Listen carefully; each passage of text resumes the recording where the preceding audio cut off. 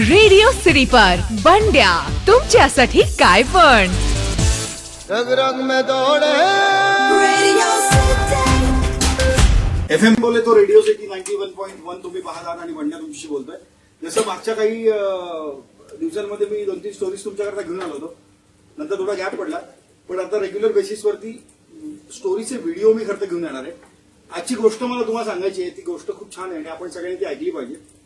आजची गोष्ट आहे स्वातंत्र्याच्या आधीची. म्हणजे कोलकात्यामध्ये एकदा महिलांचं संमेलन भरलं होतं आणि त्या संमेलनासाठी सरोजिनी नायडू त्या संमेलनाचे अध्यक्ष होते.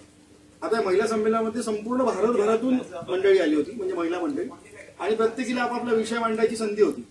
म्हणून मग काही बायका उठल्या भाषणासाठी. कोणी कन्नडमध्ये बोलत होतं, कोणी गुजरातीमध्ये बोलत होतं, कोणी उर्दूमध्ये बोलत होतं, कोणी बंगालीत बोलत होतं. या सगळ्या भाषणांची गंमत अशी होती की ती प्रत्येक व्यक्ती म्हणजे ती प्रत्येक स्त्री आपल्या भाषेबद्दल खूप छान बोलत होती आणि इतर भाषांची चेष्टा करत होती की इतर भाषांमध्ये नेमकी काय कमी हे सांगत होती.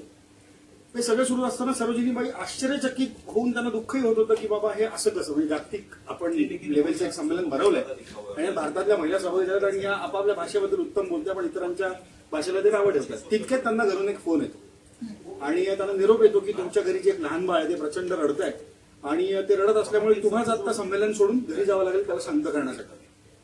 तर सरोजिनी नायडू त्यावेळी उभ्या राहतात, म्हणजे आपण आपल्या आजच्या भाषेत इंटरप्ट करतात आणि उभ्या राहतात मध्ये आणि म्हणतात की मला आता घरून फोन आलेला आहे, मला असा निरोप आलाय आणि माझ्या घरी एक लहान बाळ रडतंय, तर मला त्यांच्याकडे जायचंय घरी.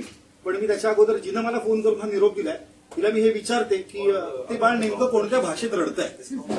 त्यांच्या एका वाक्यामुळे उपस्थित सगळ्या महिलांना त्यांची चूक लक्षात आली आणि त्या खडेल झाल्या.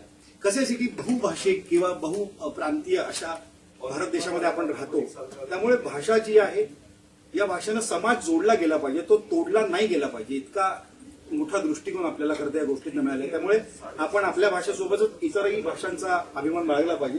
आणि असं आपण नेहमी म्हणतो की आमची माय मराठी आहे, हिंदी आमची मावशी आहे आणि या सगळ्या ज्या भाषा आहेत या एकमेकांशी कुठे ना कुठेतरी कनेक्टेड आहेत आणि या भाषांमुळेच आपल्याला कनेक्ट होण्यास मदत होते. त्यामुळे भाषेमुळे समाज जोडला गेला पाहिजे, तोडला नाही. ऐकत राहा रेडिओ सिटी 91.1. रग रग में दौड़े